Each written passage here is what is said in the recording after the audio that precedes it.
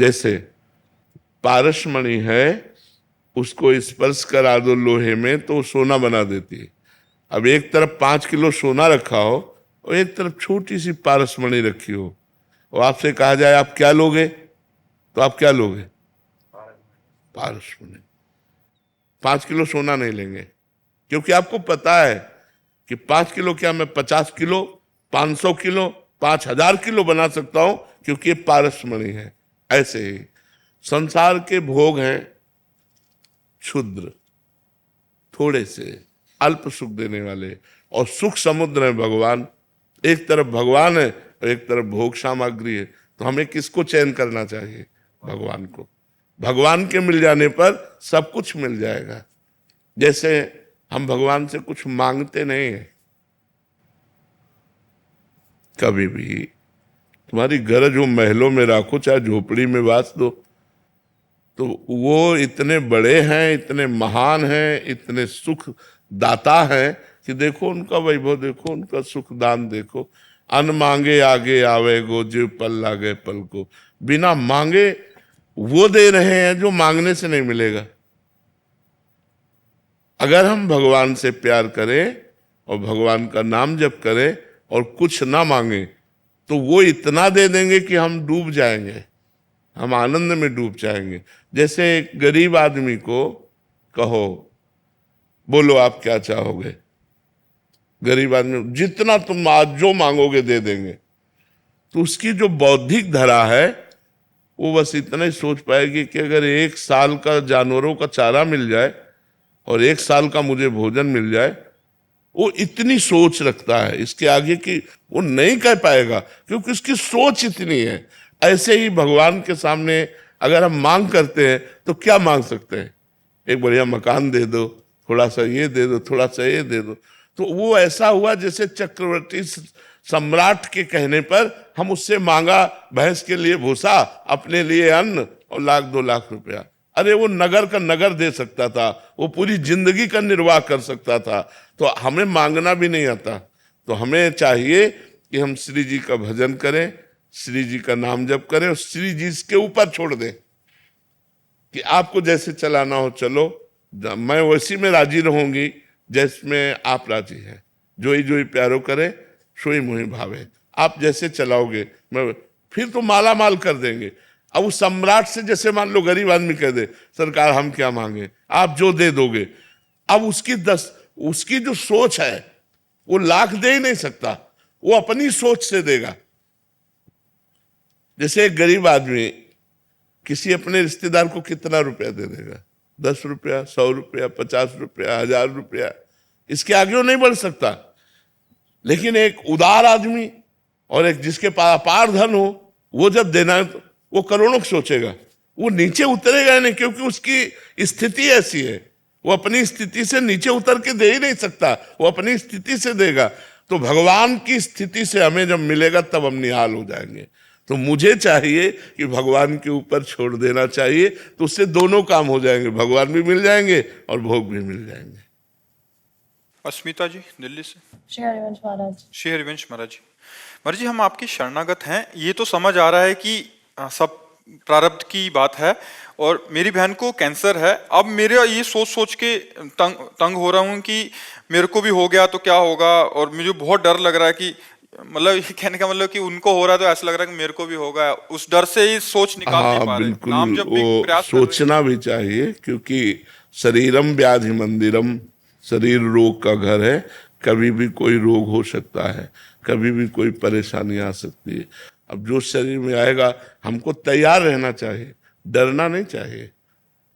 यहां मरना है ये तो पक्का है, पक्का है ना। और किस बहाने से मरना है ये पहले से पक्का है। दिल फेल होगा कि कैंसर होगा, किडनी फेल होगी कि एक्सीडेंट होगा, क्या होगा ये तो पक्का है। किस बहाने मरना है और कब मरना है ये पक्का है, लेकिन मुझे ये पता नहीं कि कब मरना है। मरना है तो डरना क्या है यार, 100-200 बार थोड़ी मरना है, एक बार मरना है।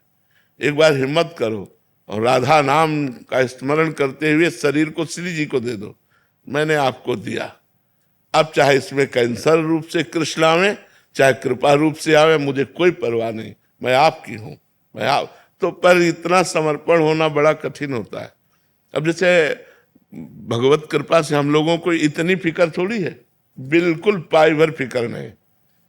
एक अपार मस्ती बनी रहती है, एक अपार सुख बना रहता है।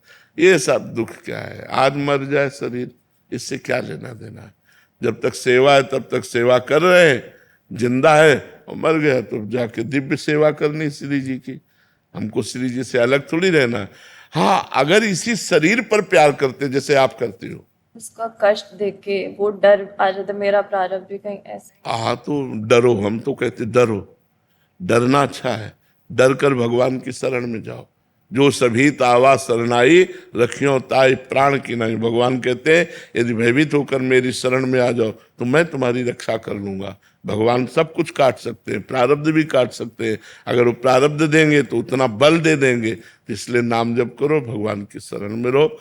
डरना ठीक है, डरोगे तो अच्छा बन जाओगे, निडर हो जाओगे, ऐसी स्थिति प्राप्त हो जाएगी। और डरोगे नहीं तो भोगों में मस्त हो जाओगे, पता नहीं चलेगा कब शरीर कहाँ किस तरह से। अरे ऐसे ऐसे रोग हो रहे हैं। अब कैंसर तो ऐसे हो रहा है जैसे जुकाम बुखार, जैसे जुकाम बुखार ऐसे लोगों को प्राय कैंसर हो रहे हैं। जवान जवान लोगों को कैंसर हो रहे हैं, माता बहनों को कैंसर हो रहे हैं। ये बड़ा भयानक और बड़ा कष्टप्रद रोग है, बड़ा कष्टप्रद रोग है। ये कोई मतलब पूर्व प्रारब्ध होते हैं तभी। अब कलयुग में तो ये सब बाहुल्यता ही रहेगी। इसलिए खूब नाम जप करो और भगवान के आश्रित रहो।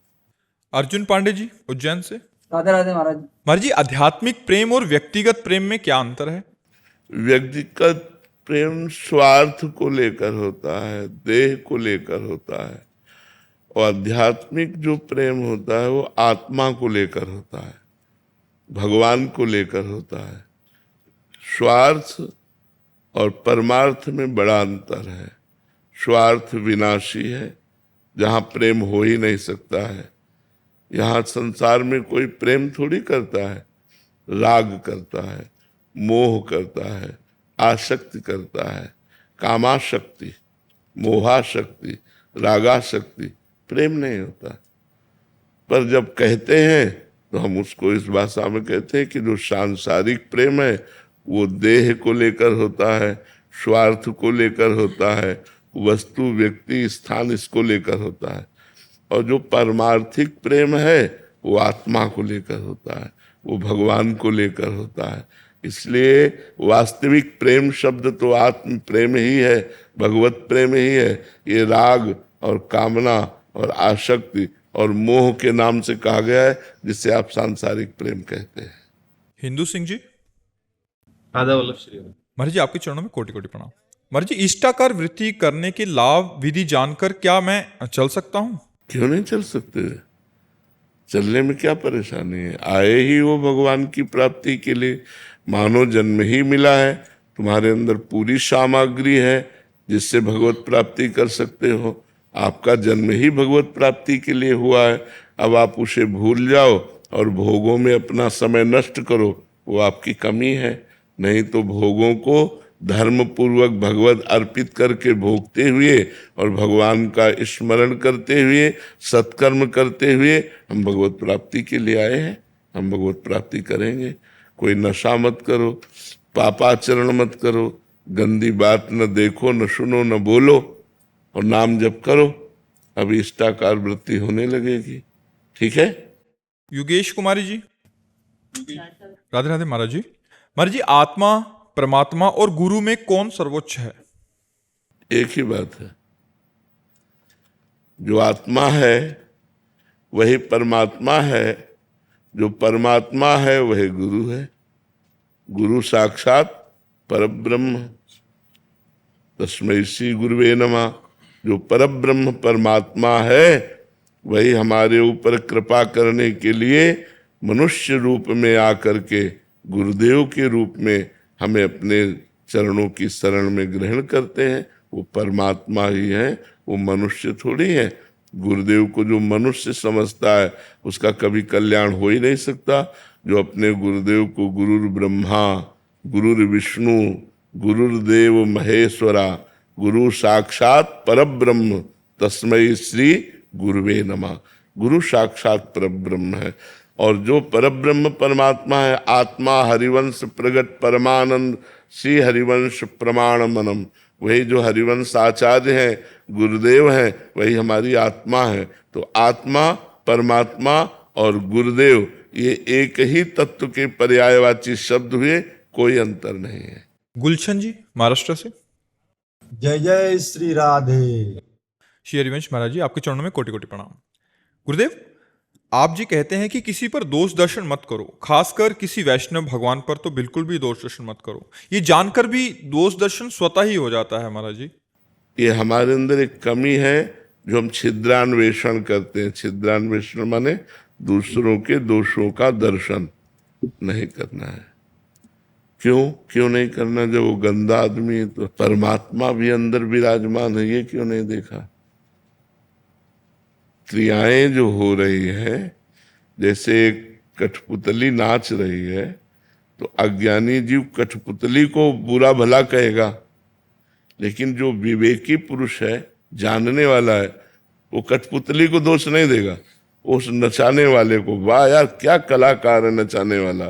तो हमारे भगवान 3 प्रकार का नाच नचा रहे हैं पूरे जगत में, सतोगुणी, रजोगुणी और तमोगुणी। तो सतोगुण निर्दोष है, रजोगुण और तमोगुण में दोष है। तो कोई रजोगुणी है, कोई तमोगुणी है, कोई कामासक्त है, क्रोधासक्त, लोभासक्त, मोहासक्त, ऐसी लीलाएं कर रहा है, इन्हीं में तो दोष है। और कोई भगवद आसक्त है, भजन कर रहा है। तो मेरे भगवान की सब लीला हो रही है, जैसे ये गलत कर रहे हैं तो हम इनकी गलती ना देखकर इनमें भगवान विराजमान है, ये देखे ना। सिय राम में सब जग जानी, करो प्रणाम जोरी जुग पानी। इनमें गलती जो दिखाई दे रही वो हमारे अंदर है। अगर हमारे अंदर गलती ना हो तो इनमें गलती दिखाई नहीं देगी। जैसे हमसे पूछो कि कोई गलत है, तो हमें लगता है कोई गलत नहीं। भाई वो बेचारा विवश है भगवान की माया से, उसमें क्या है? भगवान चाहे तो 1 मिनट में उसे महात्मा बना दे, और वही छूट दिए इसलिए माया रौंद रही है। विचार करो, विवेक करो, क्या आप में दोष नहीं है? जब हम निर्दोष हो जाएंगे तो हमें कोई दोषी दिखाई नहीं देगा। और बुरा जो देखकर मैं चला, बुरा न मिलिया कोई, जो दिल खोजूं आपनो, तो हमसे बुरा ना हो। हमारे अंदर बहुत बुराइयां हैं। तो तेरे भावे जो करे भलो बुरो संसार, नारायण तू बैठ के अपनो भवन बुहार। जो जैसा चल रहा है भगवान की माया से युक्त है। हमको अपने हृदय को निष्पाप करना है, अपने हृदय को निर्दोष करना है। अगर हम अपने हृदय को निर्दोष करना चाहते हैं तो दूसरों में दोष दृष्टि ना देखें। अगर हमें दोष दृष्टि दिखाई देती है तो तत्काल हम उसको प्रणाम करें। भगवान आप इसके भी हृदय में विराजमान हो।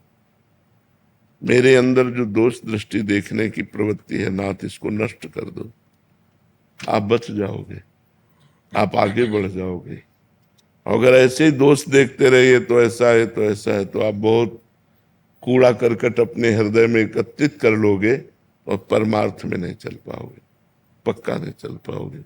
ये पक्की बात समझ लो।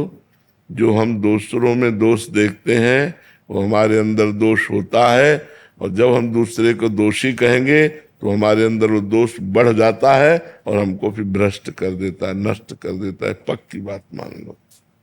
इसलिए किसी के दोष दर्शन मत करो, किसी की निंदा मत करो। किसी के दोष कथन श्रवण करने से बहुत जल्दी अंतःकरण अपवित्र हो जाता है, पाप दूसरों का हमारे ऊपर आ जाता है। तो देखो पुण्य करना कितना कठिन और नष्ट होना एक क्षण में है। किए सुकृत बहु जन्म के क्षण में डारे खोए, भक्तन निंदा अति बुरी भूल करे जिनको। अगर किसी भक्ति की निंदा कर दी तुमने तो बहुत जन्मों के किए हुए पुण्य एक क्षण में सब मिटिया मेट हो गए और पाप की गठरी बांधकर नरक जाने की तैयारी हो गई। तो इतना बड़ा पाप हम क्यों करें? जो जिसका जो मन हो कर रहा है, सब राधा राधा पूरी सृष्टि है। हमको सुधर के चलना है, हमको अच्छा बनना है, हमको भगवान का भक्त बनना है तो हमको सुधार करना है। हाँ, कोई पूछ ले हमसे कि हम कैसे चले भगवान के मार्ग में, हमें कोई कमियां है तो बता देना चाहिए कि भाई मुझे जैसा लग रहा है कि आप ये नशा छोड़ो, आप ये गंदी बात छोड़ो, आप ये गंदा आचरण छोड़ो, तो आप भगवान की भक्ति कर सकते हो। वो निंदा नहीं होगी, डायरेक्ट उससे बात करना। लेकिन उसके पीछे बात करना कि आदमी ऐसा, वो निंदा हो जाएगी। तो परदोष दर्शन और निंदा मत करो, नहीं तो अपना परमार्थ चला जाएगा। समझ पा रहे हो आप? गुरुदेव भगवान मन में दोष दर्शन हो जाता है, स्वतः हो जाता है। प्रणाम कर लिया करो, उसी मन से प्रणाम कर लिया करो कि सब में भगवान है, तो दोष नहीं लगेगा। जहां दोष दर्शन हो वहीं भगवत भाव से प्रणाम कर लिया, ठीक है ना? निकेतन सिंगला जी, पंजाब से। राधे राधे महाराज जी। महाराज जी, यदि कोई व्यक्ति अत्यंत असहनीय पीड़ा से गुजर रहा हो परंतु वह आध्यात्मिक ना हो, उसे भगवान के विषय में कोई ज्ञान ना हो, तो ऐसे व्यक्ति को उस पीड़ा से बाहर निकालने के लिए किस प्रकार का मार्गदर्शन हो? बाहरी नाम संकीर्तन, भगवत कथा, जब तक उसका शरीर पूरा ना हो जाए तब तक उसको ये सहयोग मिलता रहे, तो उसके कानों में तो पड़ेगा। तो जो वाणी से बोलने का फल है, कथन का, वही श्रवण का फल है। तो ना चाहते हुए भी यदि उसे नाम सुनाई दिया, भगवत कथा सुनाई दी और प्राण छूट गए, तो भगवत प्राप्ति हो सकती है। अन्यथा निज कृत कर्म भोग सुन भ्राता, को न काहू के सुख दुख कर दाता। फिर उसे कर्म भोगना ही पड़ता है। बिना भजन के, बिना अध्यात्म के फिर तो कोई उपाय नहीं है। बस एक आखिरी उपाय, क्योंकि जहाँ वो पड़ा है वहाँ भगवान की कथा, भगवान का नाम कीर्तन की व्यवस्था कर दी जाए, तो जो कथन से फल मिलता है वही श्रवण से फल मिलता है, तो उसका मंगल हो सकता है, अन्यथा नहीं। अध्यात्म के बिना जुड़े तो व्यर्थ जीवन चला जाता है। भगवान का नाम जप नहीं किया, भगवान की शरण में नहीं है, तो उस जीव का क्या महत्व? वो पशु तुल्य अपने जीवन को व्यतीत करके नष्ट कर दिया, तो फिर जीव को अवश्यमेव भोक्तव्यम कृतम कर्म शुभाशुभम, शुभ और अशुभ कर्म भोगने पड़ते हैं जीव को। एक ही उपाय है कि मरणासन स्थिति में यदि ऐसा कोई व्यक्ति पड़ा हो तो उसके पास नाम कीर्तन की व्यवस्था कर दे, भगवान की कथा कीर्तन, श्रीमद् भागवत का पाठ, भगवत गीता जी का पाठ, ऐसे महान जो धर्म में ग्रंथ हैं, इनके पाठ के श्रवण से उसका कल्याण हो सकता है, अन्यथा और कोई उपाय नहीं। जी राम नरेश जी, धौलपुर से। श्री हरिवंश महाराज जी। महाराज जी, हमने अपनी तरफ से बहुत प्रयास कर लिया, सब तरह से हार गए। मेरा मन मोबाइल में सत्संग का बहाना लेकर प्रपंच देखने लग जाता है और घंटों खराब कर देता हूँ। उसे ऐसा नहीं है, यदि नियम रखोगे तो, नियम रख लोगे तो ऐसा नहीं होता है। अब हमने जिंदगी में मोबाइल नहीं रखा, हमें आवश्यकता ही नहीं। तो जैसे मोबाइल रखते हो, आप इतना अपने पे कंट्रोल रखो कि मुझे एकांतिक देखना है, मुझे सत्संग सुनना है, मुझे अपनी बात देखनी, इसके बाद बंद कर देना है। अब ये थोड़ी कि उसमें कह दो, ऐसे नहीं, अंगुली बढ़ाते मत चले जाओ। अब वही चैप्टर खोलो, इतना पढ़े लिखे हो बस उतना ही देखो, उसके बाद स्विच ऑफ कर दो, रख दो, आप उसको मत देखो, नहीं तो घंटों समय व्यर्थ कर देगा। महाराज जी, आप तो बचपन से ही वैराग्य मार्ग पे रहे हैं, तो आपने तो कभी चलाया नहीं है। तो महाराज जी, जो इनको आनंद आ रहा है तो वो तो फिर यही ले रहे हैं महाराज जी। फिर हाँ भाई, घंटों निकल जाते हैं महाराज जी, पता नहीं चलता, जैसे एक समाधि में हो। अच्छा जी महाराज जी, ऐसे लिखा है उसमें। हाँ, नहीं रोको, गलत समय को रोको। महाराज जी, जैसे हम तो गृहस्थी हैं, आप ऐसे बहुत से काम होते हैं, जैसे यहाँ आना है तो टिकट मोबाइल से बुक करनी है, सब्जी लेने जानी है तो मोबाइल से। हाँ, तो उसमें थोड़ी आपको परेशानी पड़ी, परेशानी तो आपको रील देखने में पड़ रही है। ऐसे फिर ऐसे मन ऐसे नहीं, मतलब ऐसे आपने बताया था, मन सत से सत में फंसाता है। तो पहले से सत्संग का थोड़ा सत्संग देख लो, महाराज जी का आया है, ठीक है, फिर देख लिया, फिर उसके नीचे तो पूरा प्रपंच ही प्रपंच, ऐसे एक वीडियो देख ली, उसके नीचे लाइन लग जाती है। हाँ, लाइन तो बनी ही हुई है, तो उस लाइन पे न चल के एक काउंटर रखो, तुरंत राधा राधा लाइन में लाओ, मोड़ लो, राधा राधा राधा राधा। फिर ऐसे मतलब ऐसे दिमाग खराब हो जाता है, फिर 2 दिन स्विच ऑफ कर देते हैं, फिर थोड़ा सा बहाना बनाएगा, दूसरा मोबाइल ले लिया कि इसमें सत्संग सुनूंगा, इसको बंद कर दूंगा, तो थोड़ी सी नहीं, हिम्मत रखो, थोड़ा संयम में लाओ, ऐसा सब ठीक हो जाएगा। संयम में लाओ और नाम जप करो, सब ठीक हो जाएगा।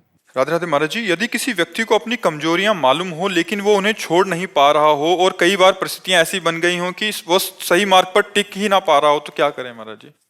भगवान से प्रार्थना करो और नाम जप करो। आगे चलकर ऐसी बुरी स्थिति दे दी जाएगी कि होश ठिकाने हो जाएंगे आपके।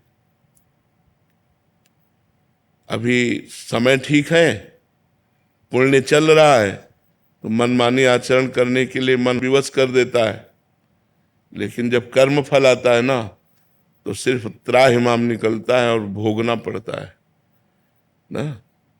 अगर पाप कर्म बन जाता है तो उसका प्रायश्चित कर लो, कहीं वो पाप कर्म संचित में जमा ना हो जाए, कहीं संचित से प्रारब्ध न बन जाए। अगर प्रारब्ध बन गया तो फिर काटना मुश्किल, फिर भोगना ही पड़ेगा। जैसे ये प्रारब्ध बन गया तो माँ के गर्भ से ही इस रोग का सृजन हो गया, पॉलिसिस्ट किडनी, ये वंशानुगत किडनी रोग होता है। माता पिता में जो रोग होता है वो पुत्र में भी आ जाता है। तो 30-35 की अवस्था में प्रकाशित हो गया और तब से लेकर अभी तक ये तो भगवान की शरण में है, इसलिए चल रहा है। तो हमें लगता है मनमानी मत करो, डरो, पाप कर्म से डरो, मन को डराओ कि अगर ऐसा पाप कर्म करोगे, कैंसर हो गया तो, किडनी फेल हो गई तो, नाना प्रकार के रोग हैं, कोई रोग हो गया तो डराओ मन को। गलती मत करो, नहीं वो गलती जब दंड रूप बन करके आएगी तब नहीं मिटा सकते, फिर भोगना पड़ेगा, अवश्य अवश्य भोगना पड़ेगा।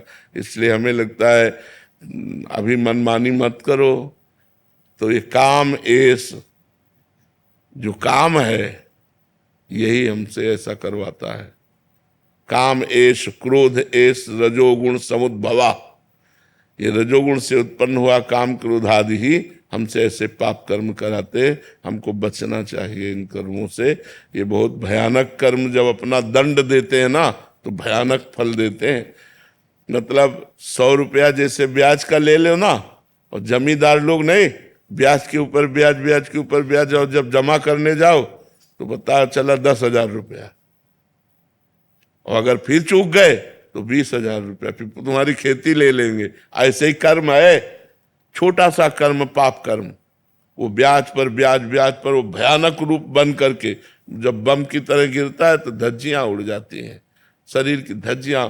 एक्सीडेंट हुआ ये सब, या कार में आग लग गई, बैठे बैठे जल गए, क्या क्या दंड है आप देखो ना, संसार में क्या क्या दंड है। इसलिए हमें डरना चाहिए कि हमसे पाप कर्म न बने।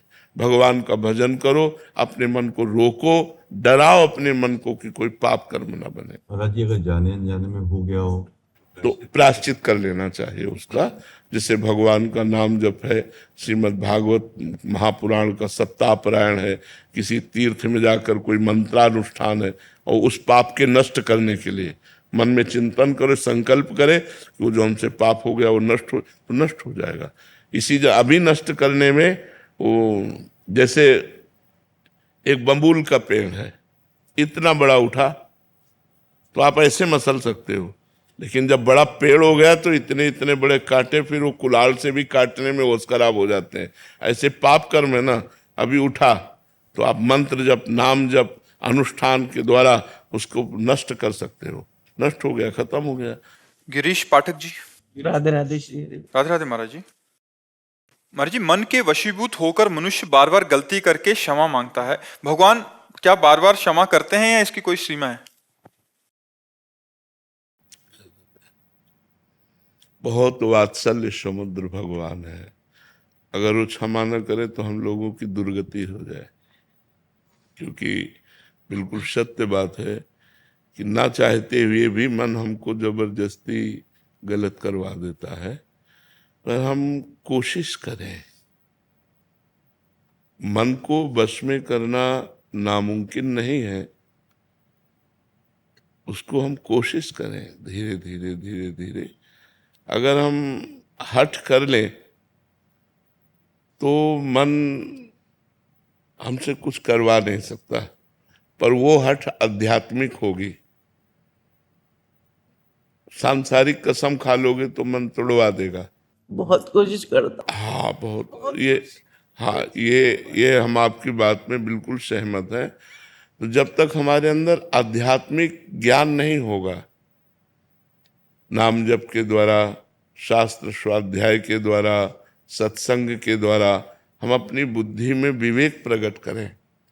जब विवेक प्रकट हो जाएगा तो सही पूछो, कौन सी ऐसी वस्तु है जिसके लिए हम नियम तोड़ दें। सबसे बड़ा संसार का सुख काम सुख रखा गया है। जिन स्थानों को स्पर्श करके हम साबुन और रज से हाथ धोते हैं, उन स्थानों में हम अपनी पवित्रता और अपने नियम को तोड़ करके मन के अधीन हो जाते हैं। ये आप तो गृहस्थ में हो, हम भगवत मार्ग के पथिकों की भी बात करते हैं कि जो साधक सावधान नहीं रहते, उनको ये मन घसीट करके इन्हीं गंदी बातों में डाल देता है। चलने वालों में हजारों में कोई एक दो निकल पाते हैं, नहीं तो मार के गिरा देता है मन। ये मन बहुत ही चंचल है और ये अधोगामी है। अधोगामी माने नीचे की तरफ जाने वाला। अगर इसको छोड़ दो तो ये गंदी बातों में ही जाएगा। 3 ऐसी बातें हैं जिनमें मनुष्य को महासुख की अनुभूति जैसा लगता है। यदि हमें सुंदर स्त्री मिल जाए, पुरुष के अंदर रहता है, या सुंदर पुरुष मिल जाए, स्त्री के अंदर रहता है, या जैसा भी भाव, हम सुखी हो जाए। यदि हमें मनोवांछित धन मिल जाए तो हम सुखी हो जाए। हमारा बड़ा नाम हो जाए, प्रतिष्ठा हो जाए तो हम सुखी हो जाए। 3 बातें रखी गई हैं पूरी माया को छान करके, कंचन, कामिनी और कीर्ति। वित्तैषणा, पुत्रैषणा, लोकैषणा, कंचन, कामिनी, कीर्ति। इसी का सारा विस्तार है सुखों का। अगर हम भगवान के चरणों में अपने चित्त को नहीं लगाएंगे, भगवान से चित्त लगाने के लिए गुरु के चरणों में चित्त लगाना, और गुरु के चरणों में चित्त लगाने का मतलब उनकी आज्ञा का पालन करना। संत और गुरु की आज्ञा का पालन करने से हम में आध्यात्मिक बल आता है, और उसी बल से हम अपनी इंद्रिय और मन को निग्रह कर सकते हैं, भोगों से हटा सकते हैं। अन्यथा कोई चांस नहीं है। आप कसम खा लो, चाहे गंगा की, चाहे राम की, चाहे हरि की, चाहे माँ की, किसी की भी कसम खा लो, ये सब तोड़वा देगा। जब ये अपने आप में आएगा ना, तो जैसे हाथी है ना, हर जंजीर को तोड़ देता है, ऐसे मन मत वाला गजराज है, ये तोड़ करके जबरदस्ती विषयों में गिरा ही देगा। यद्यपि आपकी इच्छा नहीं है कि मैं ऐसा गलत ना करूं, फिर भी आपसे गलत करवा देगा। इसलिए मामेव ये प्रपद्यन्ते माया में ताम तरन्ति ते, श्री भगवान कहते हैं मेरी शरण में हो जाओ।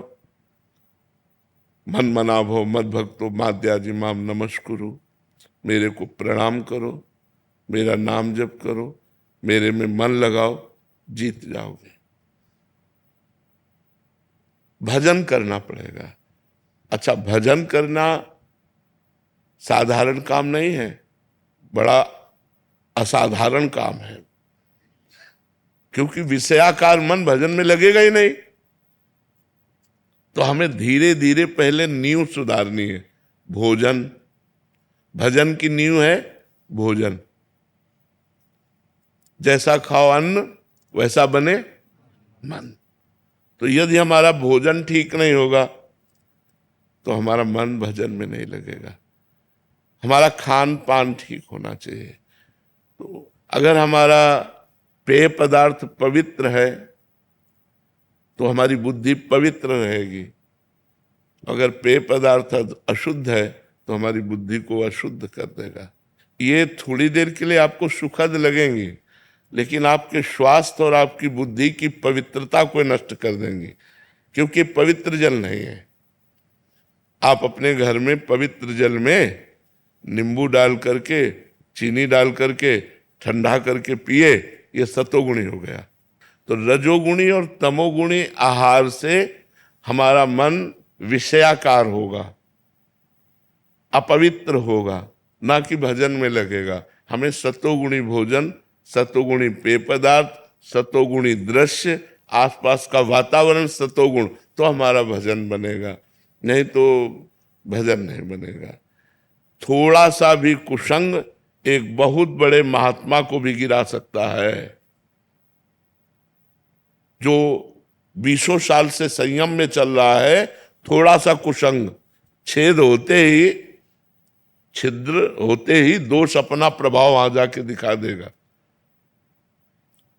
हिरनी से पैदा हुए थे ऋष्य श्रृंग ऋषि नाम, जिन्हें श्रृंगी ऋषि सरल भाषा में कहते हैं, वैसे शास्त्री उनका नाम ऋष्य श्रृंग। वो हिरनी से पैदा हुए थे, स्त्री से नहीं पैदा हुए थे। विभांडक ऋषि के पुत्र थे।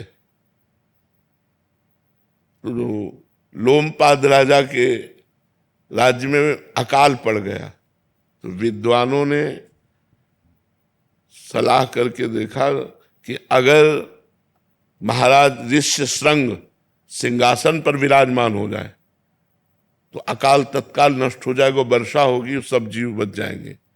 तो राजा ने कहा कि सिंहासन पर तो तभी बैठ सकते हैं पुत्र हो या दामाद हो।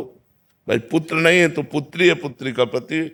तो पुत्री थी, जो महाराज दशरथ जी की पुत्री थी, वही दोनों मित्र थे, तो उन्होंने उनको दे दिया था। महाराज ऋष्य श्रृंग ने कभी स्त्री नहीं देखी थी। काम का प्रसंग की तो बात जाने दो, देखो संग का प्रभाव। बहुत सी वैश्याएं बुलाई गई और उनको काम दिया गया कि आप ऋष्य श्रृंग को लुभाइए। तो सब वैश्याओं ने कहा, महाराज आग की ज्वाला में गिरने की बात करते हो, वो महान तपस्वी, उनके पिता महान तपस्वी, हमसे जरा सी त्रुटि हो जाएगी 2 बूंद जल में भस्म कर देंगे, हमारी हिम्मत नहीं है। तो राजा ने कहा, संपूर्ण प्रजा की रक्षा के लिए यदि अपने प्राण भी देने पड़े तो हितकर होता है। आप लोग जितना धन चाहेंगे हम देंगे, आप एक बार ऋष्य श्रृंग ऋषि को लुभाइए। तो 1 योजन की नाव बनाई गई, 1 योजन 4 कोस, और उस नाव में कृत्रिम पर्णकुटी, कृत्रिम पौधे, ये सब ऐसे लगाए गए। और 9 युवतियां 16, 18, 20 की, 10, 15 ऐसे सब श्रृंगार करके अब वो नाव चली जल में। और जहां महाराज का आश्रम था वहां नाव किनारे लगी। उनमें से सबसे प्रवीण 9 युवती अंगूर का रस, ये सब विविध प्रकार के पदार्थ लेकर के पहुंची। और तब पहुंची जब बताया गुप्तचर ने कि विभांडक ऋषि कंदमूल फल लेने के लिए आश्रम से निकल चुके हैं। जो ही वो गए तो उन्होंने देखा है तो कोई ऋषि दिव्य देश के पधारे। उन्होंने कभी स्त्री देखा ही नहीं था, वो तो बस ऋषि के सिवा किसी को जानते ही नहीं थे। तो मृगचर में बिछाया और कहा, ये ऋषिवर बैठ जाइए। तो भला वो इतने महान तपस्वी ऋषि के दिए हुए आसन पर कैसे बैठ सकती? तो आसन को प्रणाम किया और कहा, मैंने नियम लिया है कि मैं किसी के दिए हुए आसन पर नहीं बैठती, हम अपने आसन पर। वो अपना कोमल बिछा के बैठ गए। कंदमूल फल लाए तो उनका नहीं, मैं किसी का दिया नहीं पाते, हमारे पास है, आप कहो तो आपको भी पवा दे। तो गुलरी और पीपर और पाकर और कंदमूल फल खाने वाले, अंगूर का रस, ये रस वो रस, विविध प्रकार के रस और मादकता भरे हुए उनको दिए। उनको तो बहुत अच्छे लगे, उन्होंने पी लिया और कहा, ऋषि आपकी जटाएं और मेरी जटाओं में बड़ा अंतर है, मेरी जटाओं में तो गांठ पड़ी हुई, आपकी कोमल जटाएं हैं। तो बोले, हमारे देश के ऋषि ऐसे ही है। उनको पता है कि ये कोई ऋषि है। अब उनको मादक वस्तु पिलाई, अब वो भूमि पूरी घूमने लगी, बस ये खवा के पिला के और तुरंत वहां से कि हमारे नियम का समय हो रहा है साधना का, मैं जा रही हूं, और वो चले। अब वो ऐसे बैठे, विभांडक ऋषि आए तो उन्होंने कहा, बेटा तुम कैसे अस्वस्थ से बैठे हो, यज्ञशाला की अग्नि बुझने जा रही है, न तुमने हवन किया है, न तुम दिनचर्या। तुम बोले, पिताश्री ये पृथ्वी घूमती नजर आती है, और रोने लगे। उन्होंने कहा, अब मुझे आपके गले नहीं लगना, मुझे उस ऋषि के गले लगना जो ऋषि आए थे। तो उनका कौन ऋषि यहां ऐसा आ सकता है? तो ध्यानस्थ हुए, ध्यान में दे। अरे उन्होंने कहा, बेटा ये राक्षसी प्रवृत्तियों की ऐसी चाल होती है, तुम कभी अब ऐसे ऐसे ऋषि नहीं होते। कुछ नहीं समझ में आया, केवल एक बार के मिलन में। अब हफ्ता 10 दिन में फिर कंदमूल फल लेके ले गए, सुचला जी के विभांडक ऋषि गए, वही फिर आई सज धज कर वैसे ही। अब तो लिपट गए ऋष्य श्रृंग और कहा, ऋषि मुझे अपने आश्रम में ले चलो, मुझे नहीं रहना इस आश्रम में और नहीं रहना अपने पिता के साथ, मुझे अपने। तो बोले, हमारे आश्रम में तो हमारे जैसे ही ऋषि होंगे। बोले, बस आप जैसे ऋषियों के बीच में ही रहना है। महाभारत में पूरा भगवान श्री कृष्ण द्वैपायन व्यास देव जी ने लिखा है। अब वो ले गए तो नाव चार कोस की, एक योजन का मतलब 4 कोस की नाव थी, और उसी में पूरा पर्णकुटी और सब। महाराज जो मृगी से पैदा हुए थे वो शादी किए और महाराज सिंहासन पर विराजमान किए। तो हम लोग तो माता से पैदा है और हम लोग अन्न पा रहे हैं। यदि थोड़ा भी छूट मन को दे दी जाए तो ये मन नरकगामी बना देगा। बहुत चंचल मन है, इसको साधना के द्वारा और भजन के द्वारा और दूरी बना के अगर हमें सही ढंग से चलना है तो एक दूसरे की दूरी बनानी होगी। हमें पता है मैं यहां गिर जाऊंगा तो मुझे नहीं जाना चाहिए, मुझे दूरी बनानी चाहिए। तो ऐसे ही गृहस्थ धर्म में है कि अपनी पत्नी से केवल अपना भाव रखे, अन्य माताओं बहनों के प्रति पवित्र भाव रखे और एकांत में कभी उनसे ज्यादा देर ना मिले, नहीं तो मन हमारा बड़ा चंचल है, वो कभी खराब होकर के गलत आचरण कर ही सकता है। इसलिए साधना के द्वारा, इसे भजन के द्वारा रोका जा सकता है, दूसरा कोई उपाय नहीं। बड़े बड़े ऋषि मुनियों को ये भ्रष्ट कर देता है, मन बड़ा चंचल है। एक बार एक जंगल में ऋषि रहते थे, प्रभुदत्त ब्रह्मचारी जी की वाणी से कथा है। तो वो पपड़ी पाते थे, जो वृक्ष की छाल की सूखी हुई पपड़ी, क्योंकि उनको ये था कि अगर मैं अच्छा पदार्थ पाऊंगा तो काम पीड़ित करेगा और मैं काम विजयी बन के दिखाऊंगा। तो 12 वर्ष उन्होंने वृक्ष के सूखी छाल की पपड़ी पा करके और कठिन भजन किया। अब तो महातेजस्वी हो गए। एक दिन काम प्रकट हुआ और कहा, क्या तुम समझते हो कि तुमने काम पर विजय प्राप्त कर ली? तो उनका एक काम क्या, हजारों काम पर विजय प्राप्त कर चुका हूं। तो बोले, महाराज अब मैं अपने बाण संधान करता हूं और आप संभालो अपने को। तो उनका, जाओ नहीं तो मैं भस्म कर दूंगा।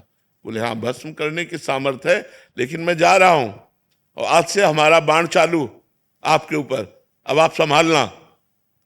इतना कह के चले गए। अब वो ऋषि ये समझ नहीं पाए कि काम कौन से बाणों का संधान करेगा। अब जहां जहां वो पपड़ी खाते थे, वृक्ष की पपड़ी, वहां वहां हलवा घी का। ऋषि ने जब देखा कि वृक्षों के जितने वृक्ष उस जंगल में सब में हलवा लगा हुआ, तो उनका ये मेरे तप से भयभीत होकर वृक्ष हमें लगता है कोई स्वादिष्ट पदार्थ देने लगे। अब वो खाने लगे। अब 10वें वृक्ष से जब पाया तो आधा किलो हलवा तो गया ना, तो अब हड्डी के ऊपर मांस बढ़ना शुरू हुआ। महीना हुआ, एक दिन छम छम छम छम पायल करती हुई और एक कटोरा लिए हुए, जे भी देखा ऋषि आ रहे तो ऐसे हलवा लगा के भागे। उनका, ए खड़ी हो जाओ, तुम कौन हो? क्या ये स्वादिष्ट पदार्थ तुम लगाती थी? तो उनका, हाँ महाराज। तो भाग क्यों रहे हो? मैं आपके तप से भयभीत हूं। बोले नहीं नहीं नहीं, महीनों से इतना स्वादिष्ट पदार्थ पवा रहे, क्योंकि पहले अन्न जाएगा तो बुद्धि बदलेगी ला। तुम इतना स्वादिष्ट पदार्थ पवा रहे, तुम भयभीत क्यों हो रही हो? तुम बोले महाराज, वृक्ष में चुपचाप इसलिए लगा जाती थी कि आपकी सेवा बन जाए, मैं आपकी सेवा करना चाहती हूं। बोले लाओ कटोरा, वृक्ष में लगाने की जरूरत नहीं है। अब रोज कटोरा लेके तुम ले आ जाना, मैं इस कुटिया में रहता हूं। कटोरा लेके आने लगी। काम ने चैलेंज किया था, मैं अपना बाण संधान कर रहा हूं, तुम सावधान। फिर एक दिन पूछा, तुम इस जंगल में क्यों रहती हो? तो उनका मेरी माँ तपस्विनी है, तो मैं अपनी माँ के साथ रहती हूं। तो आखिरकार तुम्हें ब्याह तो करना ही पड़ेगा। कहा ये तो माँ का विषय है, मेरा विषय तो है नहीं, ये तो माँ जाने। नहीं, अगर आप राजी हो ब्याह करने के लिए तो मैं कैसा रहूंगा आपके लिए? अरे महाराज, हम तो आपकी सेवा में लगी है, हम तो आपकी सेवा में लगी है, आप आदेश कीजिए। तो बोले माँ से बात करके आप कल आना। बोले अवश्य। दूसरे दिन पधारी, महाराज मैं निराश हूं, ब्याह नहीं हो सकता। बोले क्यों, निराशा क्यों? बोले माँ ने एक शर्त रखी है कि अपना मुंह काला करके मुझे पीठ में बैठाल कर और अपनी कुटिया से और मेरी माँ की कुटिया तक आपको घुटनों के बल चलना पड़ेगा, और मैं आपकी पीठ पे, और ऐसा मैं आपसे करवाना नहीं चाहती। तो उनका अगर संध्या काल में ये काम हो जाए तो? बोले वो काल कोई भी हो, लेकिन आपको ये करना पड़ेगा अगर ब्याह करना है। महाराज राजी हो गए, मुंह काला किया, पीठ पे बैठाला, घुटने के बल चले, और जब वहां पहुंचे तो काम खड़ा था। उसने कहा ये मेरी रची हुई माया है, मैं ही हूं इसका स्वामी, बोल तेरी तपस्या कहां गई? ये कहो कि मैं तेरी तपस्या नष्ट नहीं की, केवल दिखाया है तुझे कि अगर तू तपस्या का अहंकार करेगा तो देख घुटने के बल चल रहा, मेरी माया तेरे पीठ पर बैठी हुई है। तो ये मन बड़े बड़े ऋषि मुनियों को मोहित कर दिया। हम तुम तो बहुत छोटे लोग हैं, बहुत छोटी सामर्थ्य है, इसलिए भगवान का आश्रय ले लो। सीम की चाप सके को तासु, बड़ रखवार रमापति जासु। भगवान जिसकी रक्षा करते वही अपनी धर्म से, पवित्रता से चल सकता है। इसलिए नाम जप करो और भगवान के आश्रित रहो। बाबा विश्वनाथ जी नमो नारायण। आप बैठ जाइए, आप बैठ जाइए, ऐसे आप बैठ जाइए महाराज, प्रभु आप बैठ जाइए, आपको शारीरिक कष्ट है, बैठ जाइए। पर अनुचित लगेगा, स्वामी खड़े हो सेवक बैठ जाए साथ। ये स्वामी तो प्रभु आप इंद्रियों के स्वामी हैं, हम तो केवल दंड के स्वामी हैं। बैठिए महाराज कोटि कोटि प्रणाम। बहुत सुख मिला, आप आए, कृपा कर। स्वामी जी अब अभी शरीर चल पाता है तो आपके दर्शन के लाभ पाने के लिए आ गए। आप तो संतों में इस समय निर्विवाद संत हैं, कोई ऐसी वाणी आपकी ऐसी निकलती ही नहीं है कि उस पर कोई कटाक्ष हो, और कटाक्ष करने वाले से ज्यादा विरोधी खड़े हो जाते हैं आपके पक्ष में। तो अब हम लोगों की उतनी सामर्थ्य नहीं है कि ऐसी वाणी के धनी रहें, लेकिन आपके दर्शन करके हमको लगता है कि ऐसा प्रभु की कृपा प्राप्ति होगी कि आप लोगों जैसे अच्छे संतों के वाणी को सुन के हम लोग भी कुछ अच्छी धारणा ग्रहण करें। हमें तो बस आप सब संतों के चरण रज का प्रताप ही बुलवाता है। तो महाराज जी, ना तो कोई हम विद्वान हैं, ना हम ज्यादा पढ़े लिखे हैं, बस संतों की चरण रज, संतों की चरण रज में बड़ी सामर्थ्य है। उसी चरण रज का प्रभाव जो है वही बुलवाता है। जो शास्त्र ज्ञान है वो बाह्य है, और जो भजन के द्वारा अनुभूत ज्ञान है वो आंतरिक, वो मायामल का नाश करता है। जो आंतरिक ज्ञान प्राप्त होता है वो मायामल का नाश करता है। जो शास्त्र ज्ञान है वो माया को बढ़ा भी सकता है, कि जैसे हम विद्वता के द्वारा चार लोगों को रिझाए तो उससे हमें अर्थ आदि की प्राप्ति, मान आदि की प्राप्ति, और उसमें हम राजी हो गए तो माया बढ़ गई। तो जो ज्ञान है वो गुरु कृपा से जब हम साधन में लगते हैं और साधना के द्वारा जब स्वयं का अनुभव होता है और देह का राग मिटता है तब बात बनती है। हाँ, ज्ञानम लब्ध्वा परम शांति मचिरेणाधिगच्छति। पहला श्रद्धावान लभते ज्ञानम, शास्त्र ज्ञान, ये शास्त्र ज्ञान है। श्रद्धावान लभते ज्ञानम, और फिर तत्परा संयत इंद्रिया, उसके परायण होकर जो अपनी इंद्रियों को वश में कर लिया, तत्परा संयत इंद्रिया। अब ज्ञानम लब्ध्वा, अब जो ज्ञान प्राप्त हुआ वो परम शांति मचिरेणाधिगच्छति, वो आत्मबोध को प्राप्त महापुरुष समस्त विषयों से वो ऊपर उठ जाता है। नहीं स्वात्मारामम विषय मृग तृष्णाम भ्रमयति। जो आत्माराम पुरुष होता है वो कभी विषय मृग तृष्णा में भ्रमित नहीं होता। जैसे भुने हुए चने में कभी अंकुरण नहीं होता, ऐसे आत्मबोध प्राप्त महात्मा के हृदय में कभी कोई कामना उत्पन्न नहीं होती।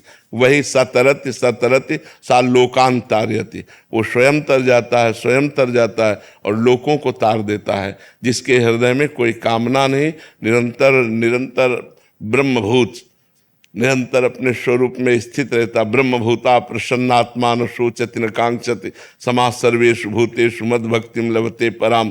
पराभक्ति का ये परम लाभ प्राप्त हुआ, न कोई सोच रह गई न कोई चाह रह गई, निरंतर आत्मानंद ब्रह्मानंद में मगन है। यही हमारे जीवन का परम लक्ष्य है। स्वामी जी, आपको बता के हो सकता है इसका हल मिले। जी, हमने ऐसा कोई कर्म नहीं किया कि हम दंड संन्यास के अधिकारी हों जी, या भगवत मार्ग में आए, जी। पता नहीं क्यों प्राप्त हो गया। भगवान की कृपा, गुरु की कृपा। ऐसा कोई कर्म प्रभु हमने बिल्कुल बिल्कुल बिल्कुल। प्राप्त होने के बाद कुछ कर्म करने का अवसर मिले, यही राधा रानी के चरणों में जी जी आवेदन है। जी जी। अब इसको प्राप्त करने के बाद कर्म संन्यास की तरफ चला जाए। कर्म प्रवीणता पूर्वक करके और उसके फल को रद्द कर देना, ये सबसे बड़ा कर्म संन्यास है। एक कर्म संन्यास है कि कर्म को करना ही नहीं है, और एक है कर्म को प्रवीणता पूर्वक कर्म करते हुए फल की आशा न रखना। ये कर्म त्याग सबसे ज्यादा श्रेष्ठ है, कि जो कर्म करके और उसके फल का त्याग कर दिया, ये कर्म त्याग सबसे ज्यादा श्रेष्ठ है। अकर्मण्य होकर के अगर हम बैठे रहें तो अगर स्थिति है, स्वरूप बोध है, तब तो ठीक है। अगर स्वरूप बोध नहीं है तो फिर जीवन व्यर्थ चला जाएगा। इसीलिए जो हमें मंत्र मिला है प्रणव, ये हर श्वास में रम जाना चाहिए। और शरीर से जो हमारे आश्रम के अनुकूल चेष्टाएं हैं, जैसे संन्यास आश्रम के अनुकूल चेष्टाएं, बस उतनी ही चेष्टाएं होनी चाहिए। ज्यादातर निश्चेष्ट होकर तीनों शरीरों के राग को मिटाना है। तो जैसे क्या आत्मोद्धार कर लेना स्वार्थ में नहीं आता? नहीं, आत्मोद्धार स्वार्थ के अंदर नहीं आता। शरीर भोग की वासना को स्वार्थ कहते हैं। आत्मस्वरूप की जो इच्छा है, इसी को विशुद्ध मुमुक्षुता कहते हैं। आत्मस्वरूप की बोध की इच्छा या आत्मा में निरंतर संलग्न रहना, ये मुमुक्षुता है जो हजारों जन्म की पुण्यों के बाद आती है। भगवान शंकराचार्य जी ने लिखा है, शास्त्रों जन्मों के पुण्यों के बाद मुमुक्षुता जागृत होती है। इसे स्वार्थ कहते हैं। जो शरीर को लेकर के वासना की पूर्ति, शरीर को लेकर के जो इच्छाएं हैं उन्हें स्वार्थ कहते हैं। स्वरूप को लेकर के जो इच्छाएं हैं उन्हें परमार्थ कहते हैं। और परमार्थ की इच्छा होना ही परमार्थी का लक्षण है। हम उच्च कोटि की परमार्थी स्थिति को प्राप्त हो, ऐसी इच्छा हर परमार्थ के पथिक में होनी चाहिए। जो शरीर को लेकर मान सम्मान, खान पान, कुटिया, ये व्यवस्था है, ये सब स्वार्थ के अंदर। जो शरीर को लेकर है वो स्वार्थ के अंदर है, जो स्वरूप को लेकर है वो परमार्थ के अंतर्गत है। तो हमें इसी जन्म में अपना कल्याण कर लेना चाहिए। दूसरों का कल्याण करने की बात जैसे आती है, ये भी एक अज्ञान से युक्त बात है।